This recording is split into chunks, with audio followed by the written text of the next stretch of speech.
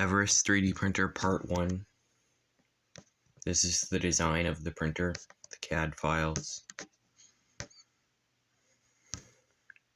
Then we'll get on to the build. So the first thing you need to do is get all the printed parts printed. This is a custom clicky probe assembly. This here is the heated bed assembly. I just cleaned it with some alcohol. I have a full video on this on my channel.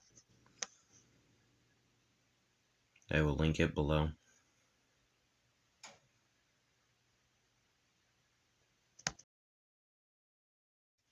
Then I cut all the linear rails and aluminum extrusions to length for the printer frame and motion system. I actually didn't film any of the printer frame build, but there's plenty of videos on YouTube of how to do that.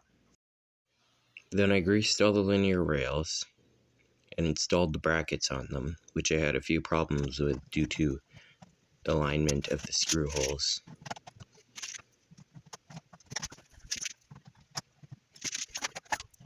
Then I installed the bed fan, which is also an air filter similar to the Nethermore filter for Voron printers.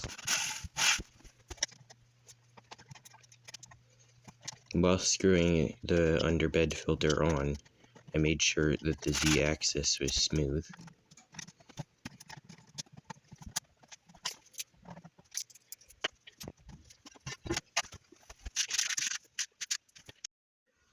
And here I tensioned the Z-axis gearbox drive belt by pushing on the motor and tightening the furthest out screw, then turning the motor in to tighten the belt even further.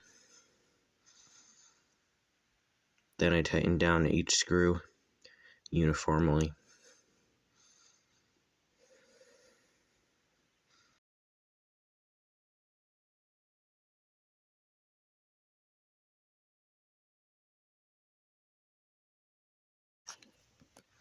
I installed the XY joiners onto the Y linear rails with 3 screws.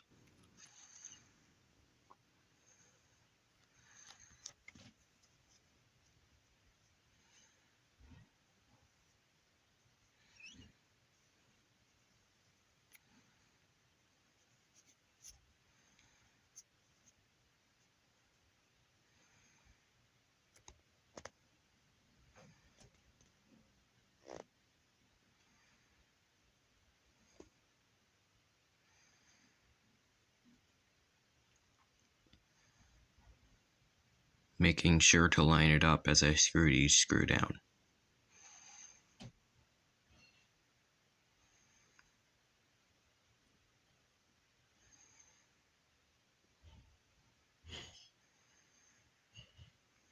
And I repeated this exact process on the other side.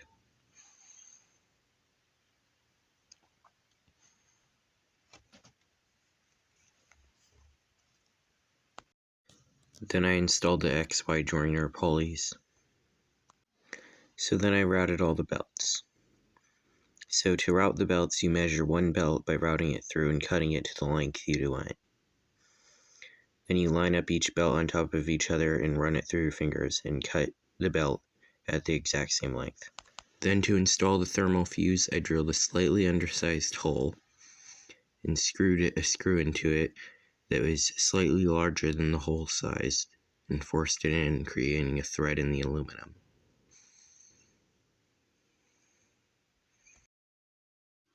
Then I installed the Z-axis cable chain. Then I bolted the printer to my wall with these adjustable printed brackets so that I could get it perfectly flat. These brackets are designed to be adjustable by about 1 centimeter in Y and Z.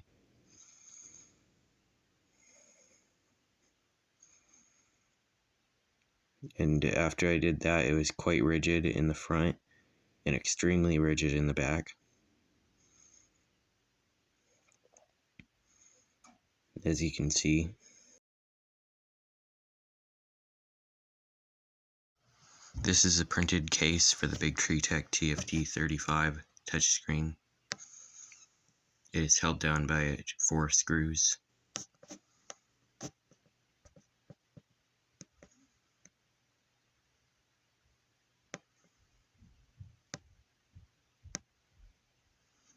Then I plug in all 3 cables.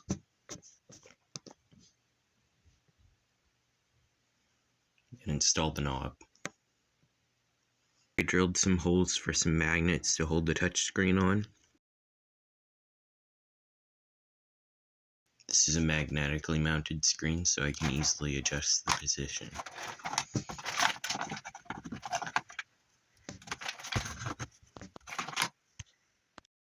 Like the video if you liked it, subscribe if you want to see the next part of this build, and thanks for watching.